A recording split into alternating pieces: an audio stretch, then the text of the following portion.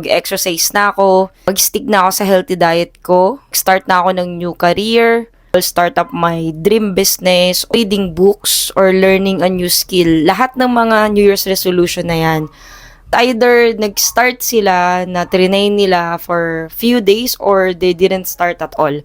Hindi talaga naumpisahan. And if you're someone like that, I actually know what's the reason kung bakit mag-fail ka na naman this year at dadating na naman yung December na sasabihin mo sa sarili mong, hindi, babawi na lang ako next year. So, ano yung isang crucial na habit na pwede nating i-improve this year na for sure magiging 100% guaranteed yung success mo for 2024?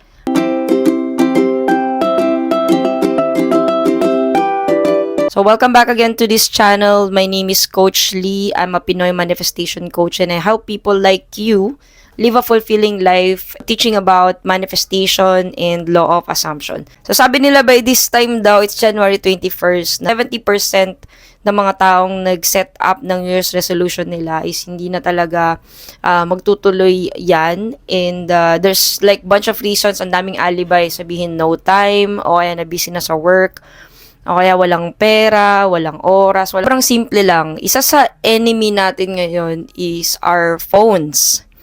You know, according to research, may-ari ng Facebook and Instagram, as well as YouTube, yung mga owners niya, no, YouTube, Google, or even Twitter, they actually are spending billions of money para lang mapag-aralan nila how can they get your attention or how can they get more of your attention and your focus dun sa app nila. Tima talaga tayo ng marketing and sales strategy ng mga social media. Tanggapin talaga natin na ito yung time, ito yung era ng internet and meron talaga siyang pros and cons. Example, gusto mong manood ng YouTube video para may malaman kang skill or paano ka makakapag-start talaga ng new business mo and you have good intentions at the start pero pag open mo pa lang nung app na yon, ang makikita mo na talaga doon is mga videos na clickbaity. Kumbaga, yung mga thumbnails ngayon pinag-aralan nila how our mind works and now they're getting better and better at it, 'di ba? Mahuhook ka talaga, yung tipong mako-curious ka, thumbnail pa lang, title pa lang, mako-curious ka na kailangan mong mapanood siya kasi baka mawala siya sa feed mo. And we are all guilty of that. Kapag sa phone naman, minsan hindi mo nga alam kung bakit mo hinahawakan yung cellphone mo, diba? Kumbaga, nagiging habit na lang siya, nagiging instinct na lang siya sa atin, and without us even noticing na 30 minutes na pala yung nagdaan, 1 oras o 2 oras na pala yung nawala sa atin. If you can relate to that, actually, yun yung reason kung bakit you will fail this 2024. Kasi, yung habit na yan has a domino effect. Not only for you, but even for me. Diba? And this is something na kailangan talaga nating improve within ourselves. This is actually more alarming right now than any other year, especially sa kids at sa era natin. Kasi, according to research, kung dati nag-spend tayo ng mga 30 minutes to 1 hour a day sa phone natin, kasi before we only have text and call, ngayon kasi it's like more than 3 hours on an average per person, 'di ba? But if you know Filipinos and if you are a Filipino, you know that it can be more than that, 'di ba? We can spend 5 hours, 6 hours on the phone na hindi natin namamalayan minsan kasi kapag bored ka lang or nasa elevator ka or naglalakad ka yung wala kang magawa, 'di ba? You would always scroll on your phone. Ang mga oras na hindi na natin kayang ibalik pa. In terms of manifestation, na-manifest natin isang bagay if we really believe that it's possible for us. Okay? Kumbaga, we become that person. Ngayon, for example, your dream is to become a successful businessman, 'di ba? Na marami kang mga businesses, 'di ba, na hawak. Yun yung goal mo.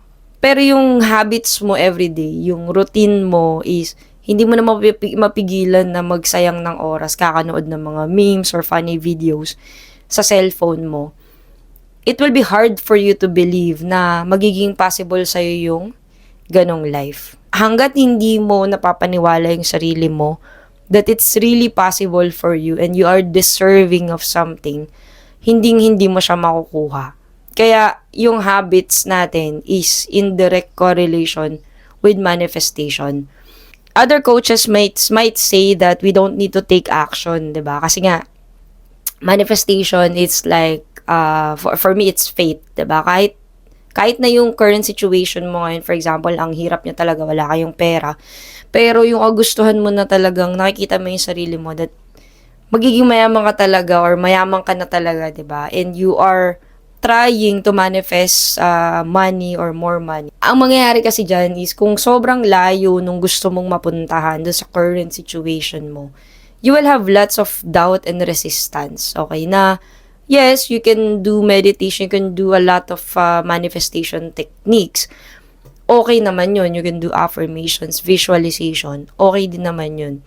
Pero ang gusto kong i-point out dito is matutulungan ka ng mga small habits mo kapag nakikita mo na yung sarili mo na, oh my God, I'm very disciplined. 'Di ba? Kaya ko na palang i-disiplina yung sarili ko na hindi na pala ako nagsasayang ng ilang oras sa phone. 'Di ba? Kaya ko na palang magbasa ng libro or whatever. It doesn't have to be books. Magkaroon ka ng habit na kaya mo na i-discipline yung sarili mo na you can stop, mindlessly scrolling your phone. Nagbibigay sa atin ng instant validation, especially pag may nag-like ng video mo, nag-like ng pictures mo, ng post mo, natuwa sila sa mga shinare mo na funny video. So, you get that instant validation and it makes us feel connected more kasi nga we're social beings, we wanna be connected and we wanna be part of something. So, kaya tayo na addict sa social media, okay? That's why it's like a drug to us. Social media, it's not entirely bad, kundi depende na lang talaga yan sa'yo sa gumagamit, 'di ba? And especially YouTube, ang dami nating pwedeng matutunan sa YouTube. Kaso nga lang kapag nanonood ka ng YouTube, lalo na kapag hindi mo min-maximize yung isang video, pwedeng mag-jump ka from one video to another. Tapos hanggang sa hindi mo na maalala kung bakit ka nga pala nag-open ng YouTube in the first place. So kahit na maganda siyang tool, it can get you distracted. Paano natin mapipigilan yung mga big companies na to in stealing our attention and our focus? Attention ngayon daw ang sinasabi nilang this is the greatest currency right now. Hindi na siya information Kasi nung lumabas ang internet, you can get free information anywhere. This is your activity. Okay, check your phone, check your screen time kung ilang oras siya per day. And then just check it. Times mo siya sa month, tapos times mo ulit kung ilang hours in a year yung ini-spend mo. Because if you're actually spending 3 hours per day, just imagine kung gaano kadaming days yung nawawala sa'yo every year just because of social media. Marami nagsasabi na pahinga nila kasi galing daw sa trabaho or just for entertainment. Entertainment is not entirely bad, diba? We watch Netflix, we watch movies, we watch funny clips. It's okay. As long as hindi siya kumakain majority ng oras mo, you know when to stop. Pay attention kung ilang beses mong hinahawakan yung cellphone mo in a day just because of instinct. 'Di ba? Yung parang tipong kasi wala kang gagawin, kaya hawakan mo yung cellphone mo. And ito is siguro isang wake-up call lang na we cannot really ignore 3D entirely. Okay, maraming coaches na nagtuturo na ignore the 3D, ignore daw yung world natin when it comes to manifestation. And just imagine what you want and stay there, 'di ba? Stay on the state of the wish fulfilled. Sobrang dali kasing sabihin yan. Pero pag in-apply mo kasi dito yan na hindi naman tayo monk, nasa kabundukan lang para ignore natin yung everyday lives natin. So that would be really hard to do. To really ignore the world and just stay in your imagination. So imposible talaga siya sa era natin ngayon with all the information that we have. Kaya, naisip kong i-share talaga to, like, to remind everyone, if this is not you, then good job, diba? Kung kaya mo talagang i-discipline yung sarili mo sa social media, then good job to you. But for all of us, including me, na we're still trying to get that out of the way, diba? Yung ma-addict tayo sa cheap dopamine na binibigay ng social media, then it takes practice and it takes discipline, takes intention. And this is actually the start of making good habits and good routine, believing ourselves more. Kasi nga, nakikita mo na you have the discipline, you have the actions already. So, mas lalo mo talagang papaniwalaan na possible talaga sa iyo yung mga minamanifest mo. So, manifestation, again, is not really about the actions itself lang. Okay? It's all about mindset. Kasi, pwedeng you are doing the things already. For example, same amount of practice, same amount of effort, same na pareho kayong mananalo.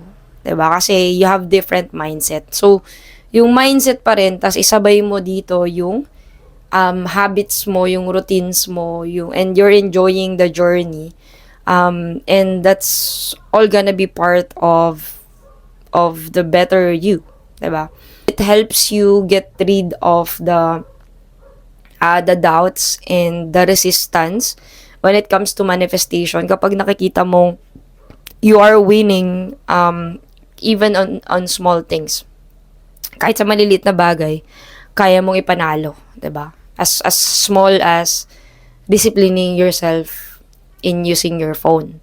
Now that you understand na okay, etong habit ko, okay, right now pwede ko na siyang unti-unting i-improve, 'di ba? Ika-cut ko yung screen time ko dun sa mga mindless scrolling na wala naman ako napapala, 'di ba? Sige, bawasan natin yung oras and then ilipat natin siya sa mga productive things na para mabuo mo talaga yung New Year's resolution mo. So, just in case you are that person now na tinamaan ka talaga doon sa sinabi ko and you are decided to take a step towards your success. So, my next video is about paano naman natin magagamit yung biggest enemy natin, which is our phone, di ba? Paano natin siya mataturn into the biggest tool that we can use this 2024 to be successful in our lives. Check out this next video. Happy manifesting and I'll see you soon.